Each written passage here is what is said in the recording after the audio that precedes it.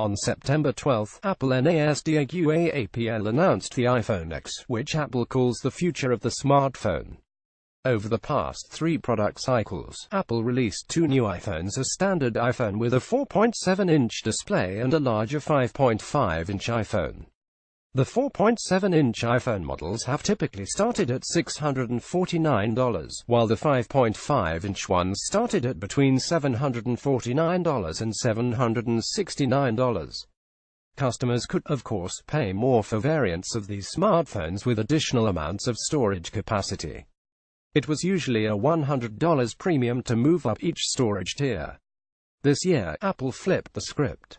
Image source: Apple. In addition to the 2 iPhones priced mostly in line with prior year's models, Apple introduced a more advanced smartphone, the iPhone X. This device starts at $999 for the base models with 64 GB of storage capacity and goes up to $1,149 for the variants with 256 GB of storage capacity.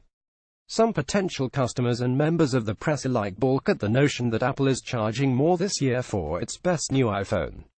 Apple CEO Tim Cook, on the other hand, recently argued that for the features the company is delivering with the iPhone X, the phone comes at a value price. Here's why I fully agree with Cook. Paying more to get more. The iPhone X includes several novel features and hard-to-build components. The full-face OLED display, especially one that meets Apple's rigorous standards for color accuracy, brightness, and uniformity, is surely much more expensive to build than either of the liquid crystal displays found on the iPhone 8 or 8 Plus.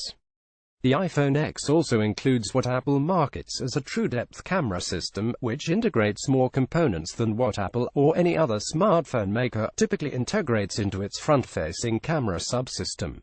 The iPhone X also has a superior rear camera subsystem to the one found in the iPhone 8 Plus, thanks to a wider aperture on the telephoto lens as well as optical image stabilization on the lens.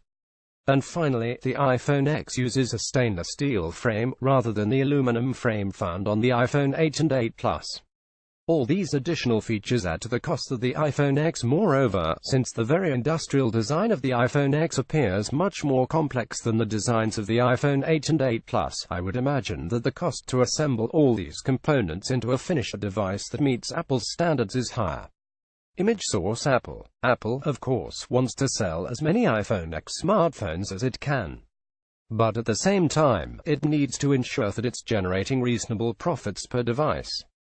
If Apple sees dramatically increased manufacturing costs for the iPhone X, then it would almost certainly see a large drop in its gross profit margins and, therefore, overall net profit were it to try to sell the new devices at the same price points as the iPhone 8 or 8 Plus.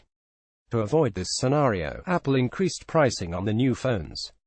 Apple also, of course, released significantly improved smartphones at familiar price points to cater to customers unwilling to pay a premium for the iPhone X. Apple's bet. Here's the thing that investors also need to keep in mind: a great business such as Apple can inflate its price points if it can add features that customers are willing to pay for.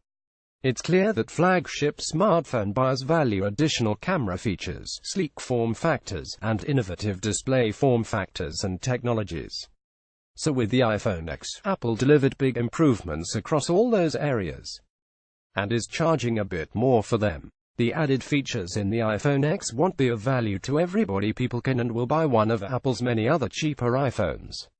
But Apple's betting that a large enough portion of its potential customers will be willing to pay more to get substantially better phones. While the iPhone X won't be cheap in absolute terms, at least within the world of smartphones, I do think it packs enough innovative new features and technologies such that the $999 base price or even the $1,149 price for the versions with 256 GB of storage will truly be value priced to tens of millions of prospective iPhone buyers.